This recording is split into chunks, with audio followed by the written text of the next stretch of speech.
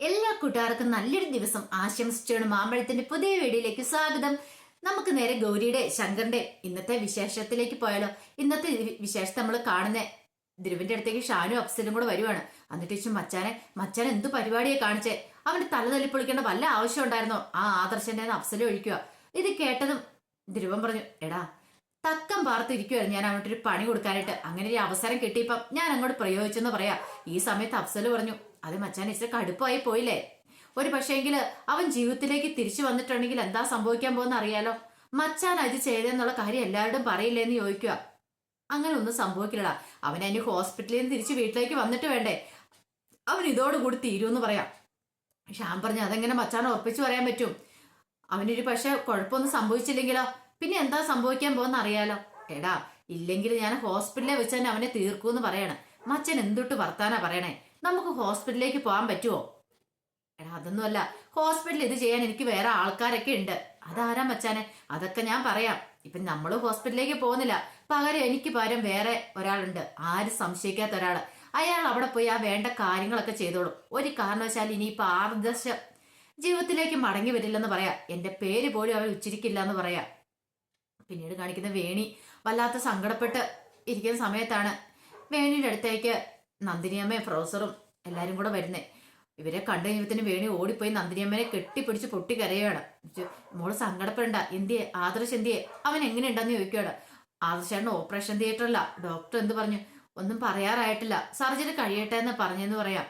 വേണി പറഞ്ഞു, ഞാൻ കാരണോ ആദർശാണ് ഇപ്പൊ ഈ അവസ്ഥ ഉണ്ടായിരിക്കുന്നത്. ആദർശാണ് എന്നോട് 100 വട്ടം പറഞ്ഞതാ വേണ്ട അങ്ങോട്ട് പോവണ്ടെന്ന്, പക്ഷെ ഞാനതൊന്നും കേട്ടില്ല. സത്യം പറ വേണുമോളെ, എന്താ സംഭവിച്ചതെന്ന് പ്രൊഫസർ ചോദിക്കുക. അതച്ചാ പിന്നീട് രഞ്ജുവിന്റെ അടുത്തേക്ക് പോയ കാര്യങ്ങളൊക്കെ പറയാണ്. അവിടെ ചെന്നപ്പോ ആ കള്ളൻ അയാളാണ് ആദർശാനെ അടിച്ച. ഞാൻ ഒരിക്കലും പ്രതീക്ഷിച്ച കാര്യമല്ലായിരുന്നു ആദർശാണ് ഇങ്ങനെ സംഭവിക്കുമെന്ന് അറിയായിരുന്നെങ്കിൽ ഞാൻ ആദർശാനെ കൊണ്ട് അങ്ങോട്ട് പോകത്തില്ലായിരുന്നു. സാരമില്ല, സങ്കടപ്പെടണ്ട, നീ എനിക്ക് അറിഞ്ഞുകൊണ്ട് കാര്യമുണ്ടോ? നന്ദിനിയമ്മ ആശ്വസിപ്പിക്കുന്നുണ്ട്. മുത്തശ്ശിയും പറഞ്ഞു, വരാനുള്ള വഴി തങ്ങില്ലെന്നല്ലേ പറഞ്ഞേ. ഇനിയിപ്പോ വേണുമ്പോൾ ഇങ്ങനെ കിടന്ന് സങ്കടപ്പെട്ട് കടഞ്ഞിട്ട് വല്ല കാര്യമുണ്ടോ? മോള് സമാധാനിച്ചിരിക്കുക എന്ന് പറഞ്ഞ് വേണീനെ ചേർത്ത് പിടിച്ച് മുത്തശ്ശിയാണെങ്കിൽ സമാധാനിപ്പിക്കുകയാണ്. ഈ സമയത്ത് ഗംഗ വീട്ടിലേക്ക് വന്നപ്പോ ആരെയും കണ്ടില്ല. ശങ്കരനും ഗൗരിയൊന്നും കണ്ടില്ലല്ലോ, അവര് തേയിലേ പോയി. ഓ, മുത്തശ്ശി അവിടെ ഇരിക്കുന്നുണ്ടായിരുന്നു. മുത്തശ്ശിയോട് ചോദിച്ചു, അവരെന്തേന്ന് ചോദിക്കുകയാണ്. അപ്പം മുത്തശ്ശി കാണിച്ചപ്പം ഗംഗയ്ക്ക് ഒന്നും മനസ്സിലായില്ല. അപ്പം മുകളിലേക്ക് നോക്കിയാ കാണിച്ചത്. ഈ സമയത്ത് അങ്ങോട്ട് കമല ഇറങ്ങി വരുന്നേ. കമലയോട് ഗംഗ ചോദിച്ചു, അല്ല ഗൗരി ശങ്കർ ഇതിനായിട്ട് വന്നില്ലേന്ന് ചോദിക്കുകയാണ്. ഇത് കേട്ടപ്പം കമലോട്, ഇല്ല വന്നില്ല എന്ന് പറയണം. അല്ല ശങ്കറിന്റെ ഫോണിലേക്ക് ഞാൻ വിളിച്ചിട്ട് കിട്ടുന്നുമില്ല എന്ന് പറയണം. ഗൗരിയുടെ നമ്പർ ഉണ്ടെങ്കിൽ ഒന്ന് തരുവോ കമല അടുത്തേക്ക്? തരാന്നും പറഞ്ഞിട്ട് കമൽ നമ്പർ കൊടുക്കുക. ആ നമ്പറിലേക്ക് വിളിക്കുക. അപ്പൊ ഗൗരി ശങ്കറും കൂടെ ഹോസ്പിറ്റലിലേക്ക് പോയിക്കൊണ്ടിരിക്കുവായിരുന്നു. ഗൗരിയോട് ചോദിച്ചു, അല്ല ശങ്കറിന്റെ ഫോണിലേക്ക് ഞാൻ വിളിച്ചിട്ട് കിട്ടിയില്ല, എന്തേ ശങ്കറിന്റെ ഫോൺ ഓഫ് ആണെന്ന് ചോദിക്കുകയാണ്. ഈ സമയത്ത് ശങ്കർ ഉടനെ പറഞ്ഞു, ഓ എന്റെ ഫോണ് ഓഫ് ആറായി, അതുകൊണ്ടായിരിക്കും കിട്ടാത്തതെന്ന് പറയാ. ഗൗരി പറഞ്ഞ്, ശങ്കറിന്റെ അടുത്തുണ്ട്. അതെ, എങ്ങനെയായി, നിങ്ങൾ ഹോസ്പിറ്റലിലേക്ക് പോയിക്കൊണ്ടിരിക്കുകയാണോ? ഇപ്പൊ ആദർശേണ്ണ എങ്ങനെയുണ്ടെന്ന് ചോദിക്കുക. ഇത് കേട്ടതും ഗൗരി ചോദിച്ചു, ആദർശേണ്ണ എന്ത് പറ്റി? അയ്യോ, പെട്ടെന്നാണ് അബദ്ധം മനസ്സിലായ ഗംഗയ്ക്ക്. ഗൗരി ഒന്നും അറിഞ്ഞിട്ടില്ല എന്ന് തോന്നുന്നു. താൻ പറയുകയും ചെയ്തു. പറ ഗംഗെ, ആദർശൻ എന്ത് പറ്റിയെന്ന് ചോദിക്കാണ്. അതൊക്കെ ശങ്കു പറഞ്ഞോളൂ. ശരി എന്നാ ഞാൻ വെക്കുവാന്ന് പറഞ്ഞ് കോള് കട്ട് ചെയ്യുവാണ്. പെട്ടെന്ന് ഗൗരി ശങ്കറിനോട് പറഞ്ഞു, വണ്ടി നിർത്താൻ പറയാണ്. എന്താ ഗൗരി, എന്താ കാര്യം? ആദർശൻ എന്താ പറ്റിയത്? അത് ഗൗരി, ആദർശിന് ചെറിയൊരു ആക്സിഡന്റ് പറ്റി. എന്നിട്ട് എന്റെ ശങ്കരനോട് പറയായിരുന്നേ, നീ അറിഞ്ഞിട്ടുണ്ടെങ്കിൽ നീ ഇവിടെ കിടന്ന് അലറി നിലവിളിക്കുമല്ലേ, വെറുതെ പ്രശ്നം ഉണ്ടാക്കും, അതുകൊണ്ടാ പറയായിരുന്നേ. പിന്നീട് ഗൗരി ഒന്നും മിണ്ടിയില്ല. ഗൗരി 2 കണ്ണുകളും നിറഞ്ഞൊഴുകാൻ തുടങ്ങി. ഈ സമയത്ത് ഹോസ്പിറ്റലിലെ വേണിയോട് കാര്യങ്ങളൊക്കെ പറഞ്ഞ് ആദർശിന്റെ അച്ഛനും ആദർശില്ല സോറി, അത് പറഞ്ഞപ്പോ മാറിപ്പോയതാട്ടോ. പ്രൊഫസറും നന്ദിനിയമ്മ എല്ലാരും കൂടെ നിൽക്കുമായിരുന്നു. അങ്ങനെ നിൽക്കുന്ന സമയത്ത് വേണി പറഞ്ഞു, എനിക്കറിയില്ല ഇനിയിപ്പോ എന്ത് ചെയ്യണമെന്ന്. ആദർശാണ് എന്തെങ്കിലും സംഭവിച്ചിട്ടുണ്ടെങ്കിൽ ഞാൻ ജീവിച്ചിരിക്കില്ല, ഞാൻ കാരണമല്ലേ ഇങ്ങനെയൊക്കെ സംഭവിച്ചതെന്ന് പറയാം. ഈ സമയത്ത് അതിനുള്ളിൽ നിന്ന് നേഴ്സും കൂടെ ഇറങ്ങി നിന്നിട്ട്, ആദർശിന്റെ ആരില്ല പ്രൊഫസർ, ഞാൻ അച്ഛനാന്ന് പറയണം. അതെ, ഈ ബില്ല് അടയ്ക്കണമെന്ന് പറയണം. നിനക്ക് ആരോഗ്യ ഇൻഷുറൻസ് വല്ലതും ഉണ്ടോ എന്ന് ചോദിക്കണം. ഇല്ല, ഇൻഷുറൻസ് ഒന്നുമില്ല. അന്ന് മെഡിക്കൽ ഇൻഷുറൻസ് ഇല്ലെങ്കിൽ ഈ ബില്ല് താഴെ പോയി അടയ്ക്കണമെന്ന് പറയാം. ശരിയെന്നും പറഞ്ഞിട്ട് പ്രൊഫസർ അങ്ങോട്ട് പോവാണ്. പോയി കഴിഞ്ഞ് പ്രൊഫസർ കുറച്ച് കഴിഞ്ഞിട്ട് ആലോചിച്ചു, എന്ത് ചെയ്യും? അക്കൗണ്ടിൽ കൂടിപ്പോയാൽ 10-25,000 രൂപയെ കാണുള്ളൂ, അതിൽ കൂടുതൽ കാണില്ല. ബില്ല് അത്രയൊന്നും ആയിരിക്കില്ല വരുന്നേ. ആരോടാ കുറച്ച് പൈസ കടം ചോദിക്കുന്നത്? എന്ത് ചെയ്യുമെന്ന് ആലോചിച്ച് വെക്കേണ്ട സമയത്ത് നന്ദിനിയമ്മ അങ്ങോട്ട് വന്നു. നന്ദിനിയമ്മ വന്നിട്ട് പറഞ്ഞ് എന്താ ശ്യാമേട്ടൻ ആലോചിക്കുന്നേ? കൈ കിടക്കുന്ന ഒരു 4-5 വളയം കൂടി ഊരി കൊടുക്കണം. എന്നിട്ട് കയ്യിലേക്ക് വെച്ചിട്ട് ഇതാ വിൽക്കുവോ പണയം വെക്കുവോ എന്തേലും ചെയ്തോ കൊണ്ടേ പണം അടിച്ചോളാൻ പറയാണ്. പ്രൊഫസർക്ക് മനസ്സിലായി തന്റെ അവസ്ഥ നന്ദിനിക്കറിയാം. അവള് തന്നെ എത്രമാത്രം സ്നേഹിക്കുന്നു തന്റെ മനസ്സ് മനസ്സിലാക്കുന്നതിലെ ഏറ്റവും വലിയ തെളിവാണ് ഇപ്പൊ കണ്ടത്. നമുക്ക് പ്രധാനം ആദർശന്റെ ജീവനല്ലേ, അതിന് എന്ത് ചെയ്യാൻ വേണം ഞാൻ ഒരുക്കുക. എന്റെ സ്വർണം വേണം വിൽക്കുവോ പണയം വെക്കുവോ മൊത്തം എന്ത് വേണം ചെയ്യാം. ഇപ്പൊ കൊണ്ടേ ബില്ലടയ്ക്കാൻ പറഞ്ഞിട്ട് നന്ദിനിയമ്മ അങ്ങോട്ട് പോവാണ്. പ്രൊഫസർ ആ സ്വർണ്ണമായിട്ട് പണയം വെക്കാൻ അങ്ങോട്ട് പോവാണ്. പിന്നീട് കാണിക്കുന്ന ശങ്കറും ഗൗരിയും മഹാദേവനും എല്ലാവരും കൂടെ ഹോസ്പിറ്റലിലേക്ക് വരുവാണ്. ഈ സമയത്ത് പ്രൊഫസർ എല്ലാവരും കൂടെ അവിടെ നിൽക്കുന്നുണ്ടായിരുന്നു. വന്ന ഉടനെ അച്ഛനെ കണ്ടുപടി വേണി ഓടിപ്പോയി മഹാദേവനെ കെട്ടിപ്പിടിച്ച് പൊട്ടിക്കരയണം. അച്ഛാന്ന് പറഞ്ഞിട്ട് വേണിമോളെ നീ ഇങ്ങനെ സങ്കടപ്പെടല്ലേ, നീ എന്തിനാ ഇങ്ങനെ കരയണേ, വിഷമിക്കാതിരിക്കുക. അച്ഛ എനിക്ക് സഹിക്കാൻ പറ്റുന്നില്ല, ഞാൻ കാരണം അച്ഛാ.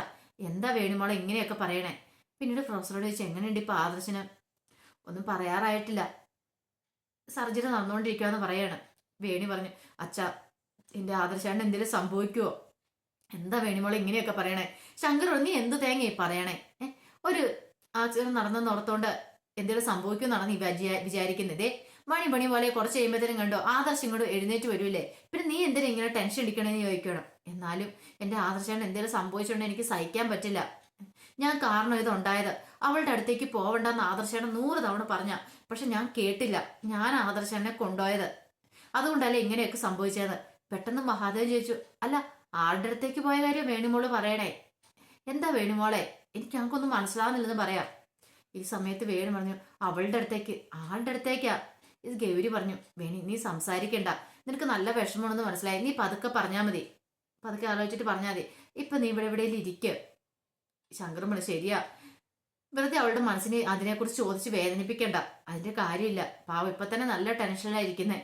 മോൾ ഇവിടെ ഇരിക്കാനും പറഞ്ഞുകൊണ്ട് ശങ്കർ വേണിയെ പിടിച്ച് അവിടെ ഇരുത്തുവാണ്. ഈ സമയത്ത് ഒരു കാര്യം എല്ലാവരുമായിട്ട് മഹാദേവൻ പറയാ, ഇത് ആര് ചെയ്താലും എന്റെ മരുമോന്റെ ദേഹത്ത് ഒരു താരം മണ്ണിട്ട് ആരാണെങ്കിലും അവരെ ഞാൻ വെറുതെ വിടാൻ പോകുന്നില്ല. ശേഖരനോട് ശേഖരെ പറഞ്ഞൊക്കെ ഓർമ്മയുണ്ടല്ലോ, ആരാ എന്താന്നൊക്കെ എത്രയും പെട്ടെന്ന് തന്നെ കണ്ടുപിടിക്കണം. പോലീസ് സ്റ്റേഷനിൽ പോയി കംപ്ലൈന്റ് കൊടുക്കണമെന്ന് പറയാം. ഏത് പോലീസ് സ്റ്റേഷൻ അതിർത്തി വെച്ചാണ് ഈ സംഭവം ഉണ്ടായത് അവിടെ പോയി കംപ്ലൈന്റ് കൊടുക്കണം. ഞാൻ വിളിച്ചു പറഞ്ഞോളാം. ഈ മഹാദേവന്റെ മരുമോനാന്നും കൂടെ അവരോട് പറഞ്ഞേരെ. ആരാണെങ്കിലും അവനെ നാളെ നേരം പൊല്ലുന്നതിന് മുമ്പ് എന്റെ കൈ കിട്ടണമെന്ന് പറയാം. പെട്ടെന്ന് ഷെയർ പറഞ്ഞു ആരാണെങ്കിലും അച്ഛൻ വിഷമിക്കേണ്ട, അവനെ അച്ഛന്റെ കൺമുന്നിൽ ഞാൻ കൊണ്ടു നിർത്തിയിരിക്കും. ആദർശനോട് ഈ തെറ്റ് ചെയ്ത് ആരാണെങ്കിലും അവനെ വെറുതെ വിടാൻ പോകുന്നില്ലെന്ന് ശേഖരം പറയാണ്. പിന്നീട് ശേഖർ അങ്ങോട്ട് പോവാണ്. മഹാദേവൻ പറഞ്ഞു വേണുമോള് വിഷമിക്കണ്ട കേട്ടോ, ഏതവനാണെങ്കിലും അവനെ വെറുതെ വിടാൻ പോകുന്നില്ല. ഇത്ര ക്രൂരത ചെയ്ത് അത് ആദർശനോട്. എന്റെ മരുമോനെന്ന് അവനെ ചിലപ്പോൾ അറിയില്ലായിരിക്കും, അതുകൊണ്ടായിരിക്കും അവനെ ക്രൂരത ചെയ്തേ. എന്നിട്ട് മഹാദേവൻ അങ്ങോട്ട് പോയി കഴിയുമ്പോൾ പ്രൊഫസർ ആ കൂടെ ചെല്ലുവാണ്. പിന്നീട് പ്രൊഫസർ അവിടെ നടന്ന കാര്യങ്ങളൊക്കെ പറയാണ്, വേണി പറഞ്ഞ കാര്യങ്ങളൊക്കെ. വേണി ആദർശം കൂടെ രഞ്ജുവിന്റെ വീട്ടിലേക്ക് പോയതും അവിടെ വെച്ച് തലയൊക്കെ അടിയേറ്റതായ കാര്യങ്ങളൊക്കെ പറയുകയാണ്. എല്ലാം കേട്ട് കഴിഞ്ഞപ്പോൾ വേണി പറഞ്ഞു അച്ഛാ അതെ അച്ഛാ, അച്ഛൻ എനിക്ക് സഹിക്കാൻ പറ്റുന്നില്ല ആ കാര്യം ഓർക്കുമ്പോൾ. ഇരുമ്പ് വടിക്ക് അച്ഛ അടിച്ചത്, ആ അടി ഏറ്റിട്ട് ആദർശാനും വീണ് കിടക്കുന്നതുകൊണ്ട് ഞങ്ങൾ ഓടിച്ചെല്ലുന്നേ. ചെല്ലുമ്പോൾ തലേന്ന് രക്തം വാർന്ന് തലയോട് പൊട്ടി ചോര ഒഴുകിക്കൊണ്ടിരിക്കുമായിരുന്നു. പാവം എന്റെ ആദർശേട്ടനെ കുറിച്ച് എനിക്ക് ചിന്തിക്കാൻ പറ്റുന്നില്ല അച്ഛാ, എനിക്ക് എന്റെ ആദർശേട്ടനെ തിരികെ വേണമെന്ന് പറയാ. ഇത് കേട്ടപ്പോൾ മഹാദേവൻ പറഞ്ഞു വേണിമോളെ നിന്റെ അച്ഛനാ പറയുന്നേ, ആദർശനെ നിനക്ക് തിരികെ കിട്ടിയിരിക്കും. ഇതാ ചെയ്ത ഏതവനാണെങ്കിലും ശരി നിന്റെ കൺമുനി ഞാൻ കൊണ്ടേ നിർത്തി തരുമെന്ന് പറയാണ്. അപ്പൊ അതിന്റെ വിശേഷങ്ങളൊക്കെയാണ് നമ്മളിന്ന് കണ്ടത്. അത് മാത്രമല്ല അവസാനം കടന്ന് വേറൊരു കാഴ്ചയും കൂടെ ഉണ്ടോ, അത് പറയാൻ മറന്നുപോയതാ, സോറി കേട്ടോ. ഇങ്ങനെ ശങ്കറും ഗൗരിയും കൂടെ അങ്ങനെ മാറി നിൽക്കുന്ന സമയത്താണ് അങ്ങോട്ട് മിഥുൻ ഡോക്ടർ വരുന്നത്. അപ്പൊ ഇയാളെ കണ്ടു കഴിഞ്ഞപ്പോ തന്നെ ശങ്കർ ഗൗരിയോട് പറഞ്ഞു ഇവൻ എന്തിനാ ഇപ്പൊ ഇങ്ങോട്ട് വരുന്നത്, ഈ ഫ്രോഡ്. ഗൗരി പറഞ്ഞു നമ്മൾ ഇയാളെ കുറിച്ച് അറിഞ്ഞ കാര്യങ്ങളൊന്നും നമ്മൾ ഭാവിക്കേണ്ട കേട്ടോ, നമ്മളതൊന്നും മൈൻഡ് ചെയ്യേണ്ട, ഇയാളുടെ മുന്നിൽ നമ്മൾ അഭിനയിച്ചാൽ മതിയാവുള്ളൂ എന്ന് പറയാ. ശങ്കർ പറഞ്ഞു എനിക്ക് നല്ല ദേഷ്യം വരുന്നുണ്ട്. ഗൗരി പറഞ്ഞു വേണ്ട ഇപ്പോഴൊന്നും പ്രകടിപ്പിക്കണ്ട, അവൻ എന്തിനാ വന്നേന്ന് അറിയട്ടെ, അവന്റെ ഉദ്ദേശലക്ഷ്യം എന്താണെന്ന് അറിയട്ടെ എന്ന് പറയാണ്. അങ്ങനെ മിഥുൻ അവരുടെ അടുത്തേക്ക് വരികയാണ്. അപ്പൊ അതിന്റെ വിശേഷങ്ങൾ കൂടി നമ്മളിന്ന് കണ്ടത്. അപ്പൊ എല്ലാവർക്കും ഒരിക്കൽ കൂടി നല്ലൊരു ദിവസം ആശംസിച്ചു നിർത്തുന്നു. നന്ദി.